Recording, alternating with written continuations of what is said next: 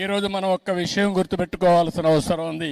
ఆర్య వయస్సులను కూడా ఒక్క నిమిషం మనం ఆలోచించాల్సిన అవసరం ఉంది. నేను చాలా సార్లు చెప్పాను, సమాజంలో కష్టపడి పని చేసేవారు, తెలివితేటలతో పనిచేసేవారు ఆర్య వయస్సులు. నీతి నిజాయితీగా వ్యాపారం చేస్తారు, తెల్లవారి నుంచి సాయంత్రం వరకు దీక్షగా పనిచేస్తారు. అదే సమయంలో సంపాదించిన డబ్బులు, కొంత డబ్బులు ఏదైతే ప్రజల సేవకు ఖర్చు పెట్టే ఏకైక కులం ఆర్య వయస్సులు అని చెప్పి కూడా నేను మీకు తెలియజేస్తున్నా. ఇది ఇప్పుడు వచ్చింది కాదు, వాళ్ళ బ్లడ్ లోనే వచ్చింది, వారసత్వంగా వచ్చింది. ఎక్కడ అవినీతి చేయరు, అవినీతి చేయాలని ధ్యాస లేదు, కష్టపడి సంపాదిస్తారు. అందులో వాళ్లకు తోచిన విధంగా దాన కార్యక్రమాల కోసం, ధర్మ కార్యక్రమాల కోసం వెచ్చించే వ్యక్తులు ఆర్య వయస్సులు అని చెప్పి కూడా నేను మీకు తెలియజేస్తున్నా. వారిని మనస్ఫూర్తిగా అభినందిస్తున్నా. వారు కూడా ఇప్పుడిప్పుడు కొద్దిగా వ్యాపారాలు, పెద్ద వ్యాపారాలు చేస్తున్నారు గాని ఒకప్పుడు చిరు వ్యాపారాలకే పరిమితం అయ్యారు. ఎక్కడన్నా కిళ్ళీ కొట్టు ఉంటే ఆ కిళ్ళీ కొట్టు